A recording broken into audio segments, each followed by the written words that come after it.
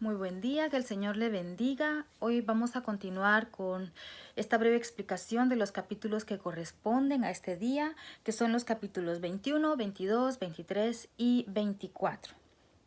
El capítulo 21 empieza hablándonos acerca del nacimiento de Isaac, y aquí se está cumpliendo la promesa que Dios le hace a Abraham de que tendrá descendencia. También el capítulo 21 nos habla acerca de Agar e Ismael, que son echados de la casa de Abraham. Vemos que constantemente hay peleas tanto entre Agar y Sara, así como entre Ismael e Isaac, porque dice en el versículo 9, y vio Sara que el hijo de Agar, la egipcia, el cual ésta le había dado a luz a Abraham, se burlaba de su hijo Isaac. O sea que había muchos roces entre ellos, así que Sara le pide a Abraham que la eche. Abraham siente un poco como de pena o de temor porque como quiera Ismael también es su hijo.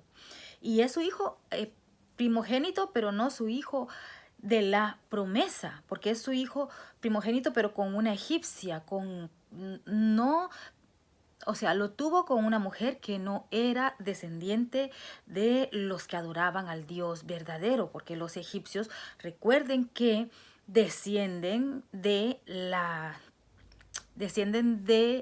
Cam, el hijo con el cual Noé tuvo el problema y que fue maldecido. Espero que tengan en mente eso, porque yo siempre recalco lo mismo y estoy mencionando nombres nuevamente, estoy mencionando lugares, pueblos, porque en los siguientes libros de la Biblia que vamos a ver se van a estar mencionando constantemente. Por eso en el libro de Génesis hay mucha información porque es el principio de todo.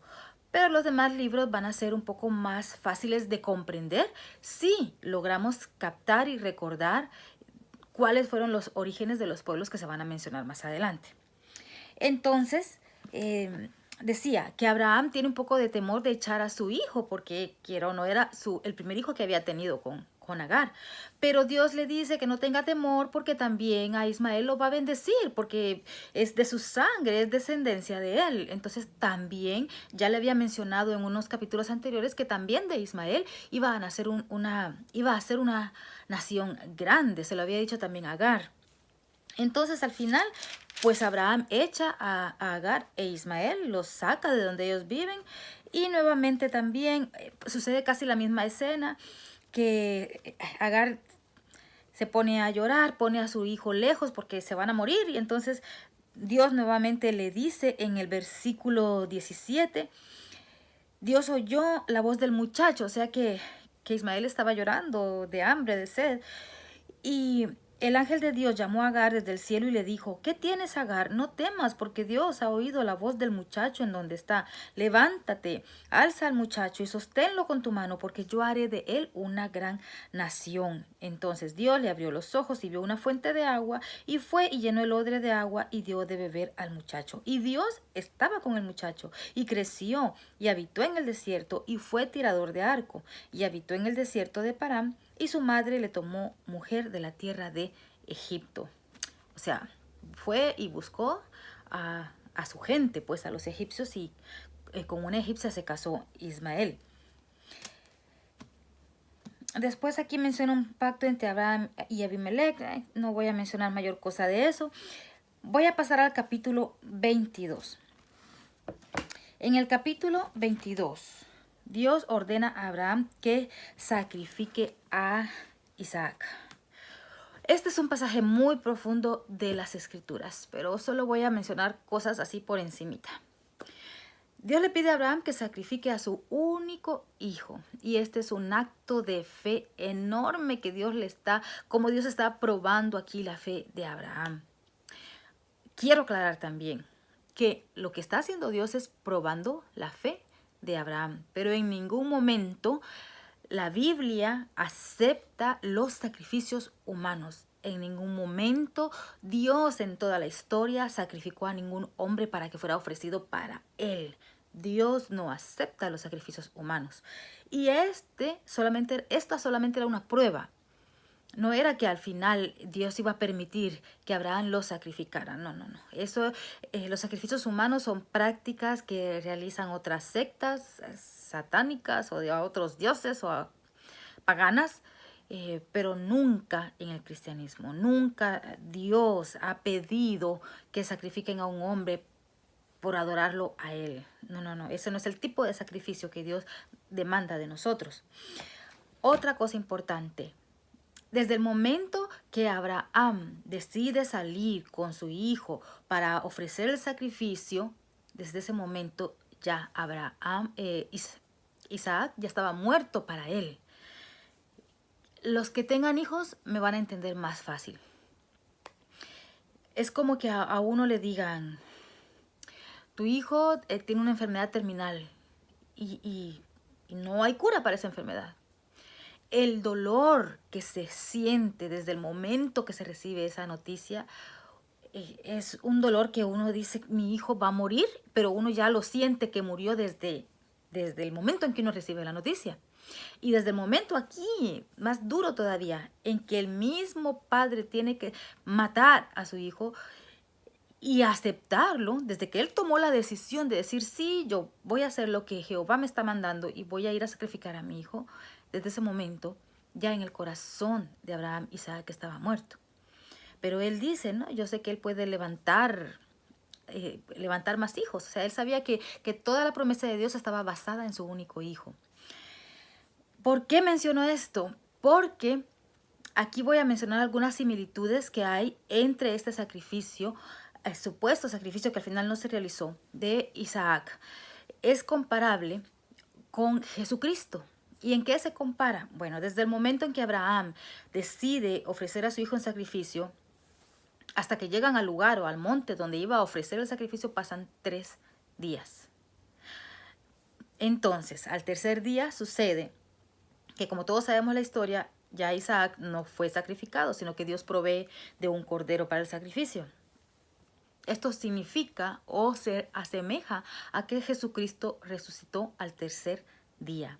Porque prácticamente para Abraham su hijo volvió a la vida hasta después que pasaron esos 3 días. Mientras tanto, él en su corazón seguramente ese camino que él recorrió hasta llegar al monte fue en verdad un dolor terrible el que él sentía en su corazón, una impotencia enorme. Pero al tercer día, cuando Dios proveyó de un cordero para el sacrificio e Isaac no fue sacrificado, no tuvo que matarlo, es como que le volvió a la vida su hijo nuevamente. Y esto es la semejanza con Jesucristo. Otra semejanza también es que aquí nos menciona en la historia que Abraham le da la leña para que Isaac la cargue en sus hombros. La leña, la misma leña con la cual supuestamente lo iba a sacrificar. Esto también pasó con Jesucristo, que tuvo que cargar su propio madero, su propia cruz en la cual fue sacrificado. Algo más también en el principio es que le dice que quiero que me sacrifiques a tu hijo Isaac, a tu único. Jesucristo también es el unigénito Hijo de Dios. Luego vemos de que Dios provee de un cordero para que lo sacrifique en lugar de Isaac, y por eso a ese lugar se le llama Jehová Jireh. Jehová Jireh significa Jehová proveerá, o Dios es mi proveedor. Luego, siempre en el capítulo 22, aquí menciona algo importante para que entendamos el futuro. En el versículo 20, le voy a leer primero. Aconteció después de estas cosas que fue dada noticia a Abraham diciendo, he aquí también Milca ha dado a luz hijos a Nacor tu hermano, Uz su primogénito, Buz su hermano, Kemuel padre de Aram, Kesed, Aso, Pildas, Gidlaf y Betuel. Y en el versículo 23 dice, y Betuel fue el padre de Rebeca. Quiero que tenga esto presente porque luego vamos a ver que Rebeca será la esposa de Isaac. ¿Y quién era Nacor? Por si ya se le ha pasado por alto con tanto nombre. Nacor era el hermano de Abraham. Si usted retrocede al capítulo 11. En el capítulo 11 están los descendientes de Taré, y aquí habla de que Taré tenía 3 hijos que eran Abraham, Aram, el cual murió, y Nacor. ¿Por qué le recalco esto? Porque Nacor era hermano de Abraham. Dice que Nacor tuvo hijos, y tuvo un hijo que se llamaba Betuel, y Betuel tuvo una hija que se llamaba Rebeca. Es decir, que Rebeca era nieta de Nacor y Nacor era hermano de Abraham. Entonces, prácticamente, recordemos que estamos en el principio de los tiempos y hay que poblar la tierra, todavía hay que poblar la tierra. Pero vemos de que se permitía que se casaran entre familiares cercanos. Y aquí prácticamente Isaac se está casando con su sobrina en segundo grado, porque es, ay, espero no estarme haciendo bolas, pero Rebeca vendría siendo la sobrina nieta de Abraham. Sobrina nieta de Abraham, porque es la nieta de su hermano. Entonces, Isaac, que es hijo de Abraham, se va a casar con su sobrina, la hija de su primo. Entonces recordemos que no hemos llegado a la etapa de la ley, pero tenga esto en consideración para que usted abra su mente y pueda comprender costumbres que se realizaban en la antigüedad y que también por eso todavía en algunas culturas se sigue practicando, en aquellas culturas que no conocen al Dios verdadero y que para ellas es algo, para esas culturas es algo normal. La lectura de la Biblia nos va a ayudar también a comprender la historia de la humanidad en general y también nos va a permitir tener una perspectiva más amplia y a tener misericordia de aquellas personas que no tienen el mismo pensamiento que nosotros, desgraciadamente, porque no han conocido al Dios verdadero. Entonces, para ellos están bien. Entonces, uno tiene que comprenderlas y amarlas y al momento de evangelizar, por eso cuando los misioneros van a un lugar específico, tienen que conocer la cultura primero del lugar a donde van.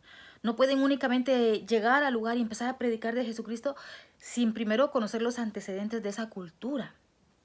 Y a nosotros nos sirve también para que cuando nos relacionemos con este tipo de personas, los que vivimos aquí en Estados Unidos, que hay una mezcla de culturas, es importante que tengamos este entendimiento para que Dios nos provea de la sabiduría al momento de que hablemos con una persona de otro país, de otra cultura, y buscar las estrategias que solamente Dios puede proveerlas de hablarles del evangelio. Ay, voy a avanzar porque si no voy a alargar otra vez el video. Entonces, aquí ya les mencioné de Rebeca, que la vamos a mencionar ya en unos capítulos más. En el capítulo 23 nos habla de la muerte y de la sepultura de Sara. Y es un dato curioso, Sara es la única mujer en la cual en la Biblia se menciona acerca de su muerte y su sepultura. Otro dato interesante es que al momento que Sara muere, Abraham está viviendo como extranjero en la tierra de Canaán, o sea, todavía no la poseía. Él habitaba allí junto con los cananeos, específicamente con los filisteos, que recordemos que son descendientes de Cam, el hijo que tuvo la maldición. Recalco esto porque es importante para comprender los demás capítulos. Entonces, en ese momento en que Sara muere, Abraham todavía no había conquistado la tierra prometida. Él era como un extranjero en su propia tierra. Entonces compra, si usted leyó el capítulo 23, él hace un acuerdo y compra una tierra, una cueva, que era donde se acostumbraba antes a sepultar a las personas, eran los sepulcros que se utilizaban antes, y allí entierra a Sara. Pero ¿qué sucede? El versículo 20 dice... El 19 y 20 dice, después de esto sepultó Abraham a Sara su mujer en la cueva de la heredad de Macpela al oriente de Mamre, que es Hebrón, en la tierra de Canaán. Y quedó la heredad y la cueva que en ella había de Abraham como una posesión para sepultura recibida de los hijos de Ed. Con los años vamos a ver que el lugar donde sepultó Abraham a su esposa Sara es Israel. Porque en el futuro vamos a ver que Israel, el pueblo ya de Israel, la nación de Israel, va a conquistar la tierra prometida y es lo que hasta el día de hoy en la actualidad es el territorio de la nación de Israel. O sea que Sara, aunque aparentemente en ese momento quedó enterrada en una tierra extraña, al final, con el paso de los años, ella, después de que ya todo vuelve a la normalidad y el pueblo posee la tierra que le corresponde por herencia, por derecho, entonces Sara quedó sepultada en su propia tierra. El capítulo 24 nos habla de que Abraham le busca una esposa para Isaac. Abraham era ya viejo, Sara ya había muerto, entonces él decide que tiene que buscarle una esposa a Isaac. Esto también era una práctica muy común en la antigüedad y en estas culturas, y es algo que todavía en algunas culturas se practica. Por favor, abramos nuestro entendimiento aquí para que tengamos esa, esa comprensión cuando veamos este tipo de situaciones. En la actualidad, pues en nuestras culturas esto ya no es muy común, pero sí, obviamente los padres, las mamás, sobre todo, quisiéramos tener cierta injerencia en quién va a ser la persona con la que nuestros hijos se van a casar, buscándoles el bien en realidad. Entonces lo que hace aquí, de lo que voy a resaltar, es que Abraham manda a un siervo suyo y le encomienda esta misión. Le dice que no quiere que su hijo tome mujer de los cananeos. O sea, ¿por qué? Porque recordemos que Abraham es poseedor de una promesa. Entonces, él no tiene que mezclarse, su hijo no tiene que casarse con una mujer que no sea también adoradora del Dios verdadero. Por eso es que Ismael no es hijo de la promesa, no puede ser catalogado aquí como el hijo mayor y el que posee la promesa. ¿Por qué? Porque Abraham lo tuvo con una egipcia, con una mujer de las que descendía de la raza que estaba maldecida. Entonces, por eso es que aquí Abraham no quiere que Isaac tome una mujer de ahí de Canaán o de Filistea, sino que quiere que tome una mujer de su propia descendencia, de su propio pueblo, que creen en Jehová. Así que le dice al criado que vaya y que vaya hasta el lugar de donde él provee y que busque, de donde él proviene, perdón, y que busque una mujer de allí y que se la traiga. Y el criado le dice, ¿y qué tal si esta mujer no quiere venir para acá? ¿Me llevo a Isaac para allá? Entonces le dice, no, porque esta tierra donde yo estoy ahora, aunque esté habitando como un extranjero, esta tierra me corresponde por heredad y a su tiempo Dios la va a devolver. Entonces, esa mujer tiene que viajar hasta Canaán. Y entonces el criado le pide a Dios una manera de comprender cómo va a encontrar a la mujer que le corresponde.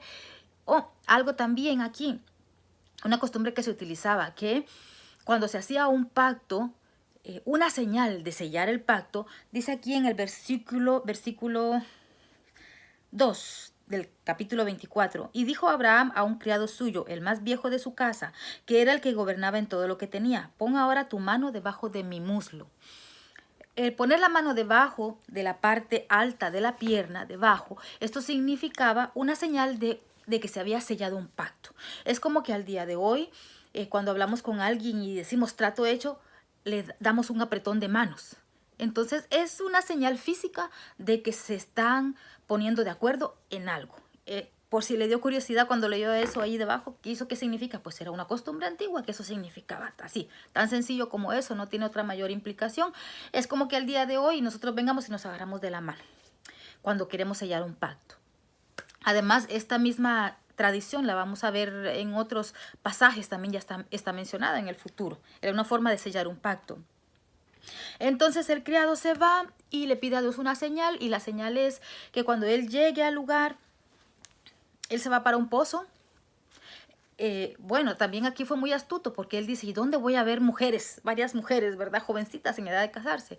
Entonces se acostumbraba que las mujeres, las doncellas, iban a cierta hora durante la tarde, cuando el sol ya había bajado, al pozo. Recordemos que antes no era como ahora que ahí tenemos el agua potable en nuestros hogares. En la antigüedad, sobre todo en estas regiones que son muy áridas, habían pozos que eran compartidos por el pueblo y la gente iba a ese pozo y de allí jalaba el agua para sus tiendas. Entonces, lo que hizo aquí el siervo fue que llegó a uno de estos pozos, que era el punto de reunión de las doncellas, por así decirlo, a cierta hora, y entonces él le dice a Dios que para saber o estar seguro, le pone una especie de señal. La mujer que me dé de beber a mí y a mis camellos, entonces esa va a ser. Recuerde que ir a un pozo, pues de por sí no es algo fácil, tener que estar ahí cubeteando el agua y después cargándola. Y encima de eso, darle de beber a una persona, pues un vaso de agua está bien, pero darle de beber a 10 camellos que se toman no sé cuántos litros de agua, era una tarea enorme la que iba a hacer esta mujer. Iba a ser un esfuerzo físico enorme. Pero eso también significaba que era una mujer trabajadora, activa. Aquí nos da a entender también que por eso es importante que la mujer sea diligente, como nos habla en el libro de Proverbios. Entonces, así es como esa señal se cumple, y resulta que esa mujer que cumplió con ese requisito era nada más y nada menos que Rebeca. la mujer que le acabo de mencionar. Rebeca era hija de, ¿cómo se llama el señor que les mencioné? Betuel. Rebeca era hija de Betuel y Betuel era hijo de Nacor. O sea que Rebeca era la nieta del hermano de Abraham. Como ya les mencioné antes, no voy a volver a mencionar todo eso de la familia. El caso es de que ahí encontramos a Rebeca nuevamente y también vamos a encontrar un personaje que está en el versículo 29 del capítulo 24. Y Rebeca tenía un hermano que se llamaba Labán. Recuerda este nombre porque yo creo que ya en el video siguiente lo vamos a ver. Rebeca tenía un hermano que se llamaba Labán. Al final, pues hacen el acuerdo, el criado se presenta, le dice que va de parte de su amo, Abraham, y le dice que Dios lo ha prosperado grandemente. Y así como llegan los rumores, como llegó el rumor para Abraham, o la noticia, porque no era un rumor, como llegó la noticia a Abraham de que Nacor había tenido hijos, seguramente también llegó la noticia a Nacor de que Abraham había tenido dos hijos, Ismael, recuerda el primero, y después tuvo a Isaac, y esto ha de haber sido algo de gran noticia para toda la población porque lo tuvo en su vejez. O sea, no fue cualquier cosa, fue un acontecimiento el que sucedió con Sara que pudo dar a luz en su vejez. Entonces, seguramente Nacor y toda su descendencia y familia estaban ya enterados de esta situación y obviamente sabían de que había un propósito especial en Abraham y que Dios le había hablado y que le había prometido que lo iba a prosperar y que iba a hacer de él una nación grande. Entonces, obviamente, estuvieron de acuerdo en que su hija viajara desde el lugar donde se encontraba en Mesopotamia hasta la tierra de los filisteos en Canaán para que se casara con Isaac. O sea, estuvieron totalmente de acuerdo. También, además, les convenía. Y aquí por algún motivo se menciona a Labán, que vamos a ver más adelante, que era un comerciante judío, típico judío como lo veríamos en la actualidad, muy astuto o muy interesado en lo material. Entonces, pues estuvieron de acuerdo en que tanto su hija viajara a este lugar y también junto con ella, junto con Rebeca, se viaja también, dice aquí como su sirvienta, como su criada, junto con ella. Y vamos a ver qué más hay aquí para resaltar. El hermano de Rebeca. Con eso terminamos en el capítulo 24. El capítulo 24 concluye de una forma, con eso voy a terminar el video. Concluye cuando Rebeca se conoce con Isaac. Mire qué bonita, yo quiero que usted imagine la escena. Imagínese la escena porque es una escena bien romántica de telenovela. Cuando venía el criado con Rebeca, venían en su camello y dice aquí en el versículo 63 del capítulo 24, y había salido Isaac a meditar al campo a la hora de la tarde, y alzando sus ojos miró, y he aquí los camellos que venían. Rebeca también alzó sus ojos y vio a Isaac y descendió del camello. O sea que, imagínense la escena, ella viene en su camello, así en el pleno atardecer, el otro sale al campo a meditar, a orar, a hablar con el Señor. Eso también nos da un mensaje también. Es importante que oremos, es importante que nos comuniquemos con Dios, que dediquemos un tiempo porque Dios nos quiere bendecir. Y justamente en el momento en que Isaac estaba meditando y qué sabe yo que le estaba diciendo a Dios, o quizá le estaba contando sus penas, porque aquí dice que Rebeca lo consoló debido a la muerte de Sara. Recuerde que la mamá se le había muerto. Entonces él estaba meditando en el Señor y mire, justo en el momento en que él está en esa comunión con Dios, aparece su bendición, aparece su esposa, que era Rebeca. Y Rebeca aquí dice que era una mujer hermosa. Entonces, cuando se cruzaron esas miradas, wow, así como que hubieron chispas, ¿no? Como que hubieron esas maripositas en el estómago. Fue algo bien especial. Y dice aquí también, termina el capítulo 24 diciendo que él la amó. O sea, qué bonito porque aunque fue un matrimonio arreglado como se acostumbraba, pero cuando Dios está en medio de la situación, cuando Dios está en control de todo, pues todo fluye para bien. Porque imagínense qué feo hubiera sido que le hubiera traído a una mujer muy bonita, lo que sea, pero que no le hubiera gustado a Isaac. Pero aquí dice que la amó. Entonces fue un matrimonio de amor, ¿Por qué? Porque todo estaba en sintonía, todo estaba conectado ¿con quién? Con el Dios creador de todas las cosas, que tiene el control de todo. Y con eso terminamos el capítulo 24. Nos vemos en el siguiente video. Sigamos leyendo la Biblia. Que el Señor le bendiga.